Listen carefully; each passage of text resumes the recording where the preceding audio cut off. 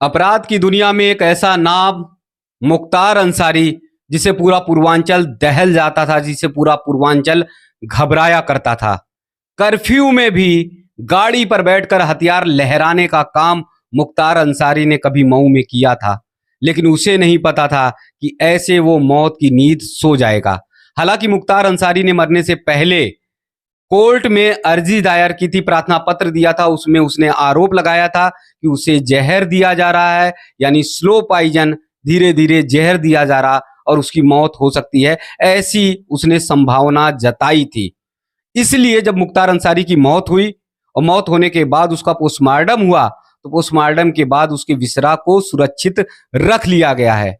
2014 में कोर्ट का एक आदेश आया था और कोर्ट के आदेश में यह कहा गया था, जब कोई मौत संदिग्ध हालत में हो, ये पता नहीं चले कि दिल का दौरा पड़ने से या किसी अन्य कारण से मौत हुई है या फिर जहर दिया गया है, उस व्यक्ति को मारा गया है, तो ऐसे मामले में विसरा सुरक्षित रखना चाहिए और उसकी जांच होनी चाहिए, जिससे पूरा मामला साफ हो जाए। इसलिए मुख्तार अंसारी के मामले में विसरा सुरक्षित रख लिया गया है।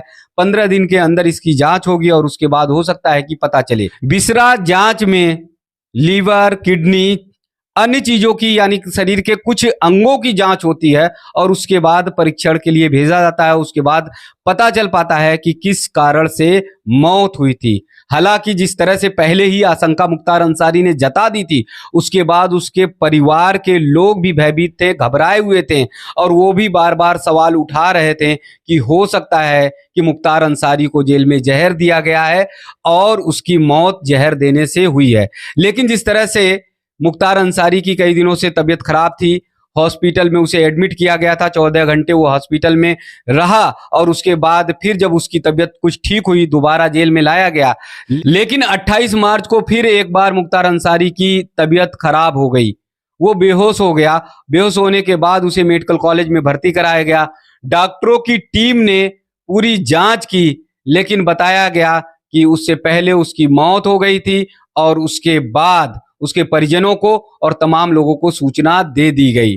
फिर जो तथ्य सामने आ रहा निकल कर, उसमें डॉक्टरों की रिपोर्ट जो बता रही है, जो डॉक्टरों ने बुलेटिन जारी किया था, उसमें साफ तौर पर यह बताया था कि मुख्तार अंसारी की जो मौत हुई है वो दिल का दौरा पड़ने से हुई है। लेकिन जब उसने प्रार्थना पत्र दिया था, उसके परिवार के लोग भी आशंका व्यक्त कर रहे थे, तो इसलिए विसरा सुरक्षित रख लिया गया है। अब जांच रिपोर्ट आएगी तो उसके बाद पता चल पाएगा कि असली मौत मुख्तार अंसारी की किस प्रकार से हुई है।